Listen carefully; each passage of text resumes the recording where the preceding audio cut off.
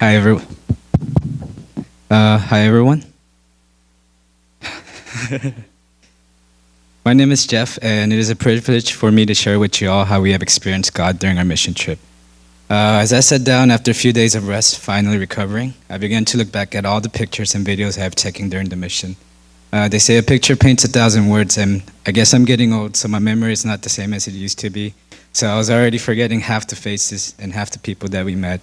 But I realized these pictures meant more than just pictures, but it was a way of remembering all the people that we met and everyone who touched our heart, once again reminding us of God's love that week.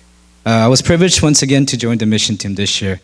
And like the past years, God has allowed me to have a new experience once again. This year, I had the chance of serving as a leader. And at first, I didn't know why God had put me in this position. But throughout the mission, I began to understand why He has allowed me to have this opportunity. It's natural for humans to think and act from their past experiences. When we have been doing something for so long, it's easier to draw from our past and act from those experiences rather than trying to figure out new solutions for the problem on hand. And things can go smoothly most times. However, in mission fields, nothing stays the same, and we always have to be flexible to change. Rather than listening to God, I think I let my past experiences take the better of me. I tried to lead the team as we would have in the past. As I just mentioned, nothing goes as planned in missions. So when it came down to preparation, most of the times I found myself telling my teammates no, because I thought it was either unnecessary, or telling them to do certain things the way we have because that's how we've been doing it for the past years. But looking back now, I question myself, who was I to tell them no? They came here with the heart to serve like I did, and rather than enabling them to serve, I was stopping them from the very thing they came to do. However, I was very thankful for I had my spiritual leader by my side watching every move I was making. God works in many ways, and sometimes even through our leaders, and I needed someone to set me straight.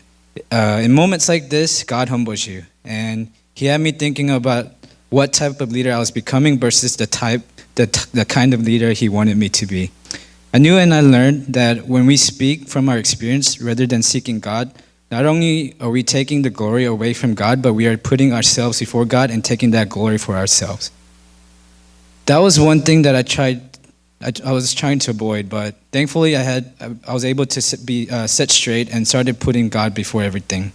With the newfound meaning of leadership, we left for San Isidro, and God began to work in all of us. It was evident God was with us from the beginning. Often when we are too focused on the work, it's easy to miss how God has been working in the mission field. So one thing we were told to do was to take some time and reflect and see how God was working each day. From the very beginning, God was working. One of the hardest part of the mission is getting to the village.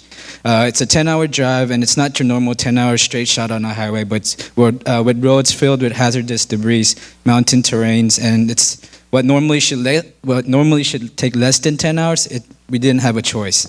Last year it was hard. We were stopped by the police. We were driving with a flat tire, but thankfully this year nothing went wrong, and we were able to arrive safely.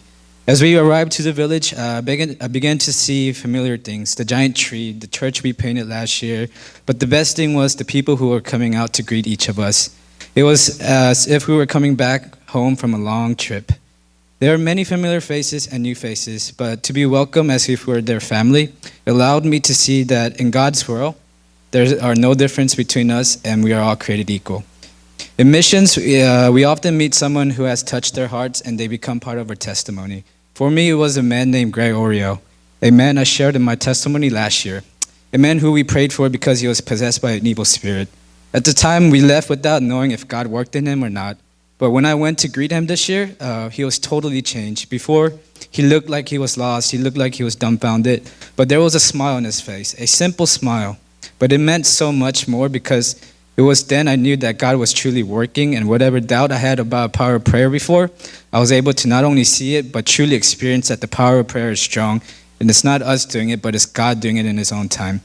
Throughout the whole week, we were constantly reminded that God was working, but He works in His own time, and we just need to truly believe. As everyone shared about Emilia and Marcos, we know that God will work. Yes, there's not much we can do but to pray for them. But if we truly believe in the power of prayer and continue to pray, we know that God will work. And like that, our mission started, and it was amazing just to see how our team just clicked from the beginning to the end. Not one person came with the intention to outshine each other, but everyone came. Every single one put others before themselves, and it was evident that God was working in all of us. It's not normal to see 3 different generations coming together as one and working flawlessly. But I think it was only possible because everyone came with one mindset, which was to serve God and His people. I was thankful to lead a group of people who had a serving heart and learn through them what it meant to be a serving leader. Just like that, 3 days came and passed, and we were already saying goodbyes to everyone. We learned throughout the mission that we were never in control, but that God is ultimately the one in control. And mission is not something we plan, but it's something it's truly God's calling. Sometimes things can go good, and sometimes it can go south immediately. However, good or bad, it's God working, and we must be in tune to see how He has worked, and we were blessed to have experienced God working in us throughout the whole week. This was a whole new experience for me, and going into missions, I thought I already knew everything and experienced everything. But like many years before, God has allowed me to have new learning experience, which I bring back in my heart. I never thought about why I enjoyed going to missions until someone asked me in the team. And my answer was, at first, my reason for going back to missions every year was because I thought I fell in love with the people of Mexico, and every year they have allowed me to have amazing experiences, helped me grow as a person and in my faith as well. But I thought to myself, and I began to realize that wasn't the real reason. But the real reason was because I fell in love with God's people, and they have shown me why we needed to serve each other. Yes, we look different, speak the different language, eat different foods, but under God, we're all the same and we worship the same Father. It took me a long time to realize this, but I was glad to learn that I was just going to serve my brothers and sisters. I give all the glory to God and thank Him for the new experience He has allowed me to have through our team and through my brothers and sisters in Mexico. And I also want to thank each and every one of you who have supported us and prayed for our mission team from the beginning until the end. So I leave asking all of you, do you want to feel what it means to be in God's presence all times? And do you want to see God working? Well, it's easy. You don't need special talents, not much thinking required, and your experience may be different from others, but if you go, you will experience God. So I urge you to join us next year and go experience God for yourself. Thank you.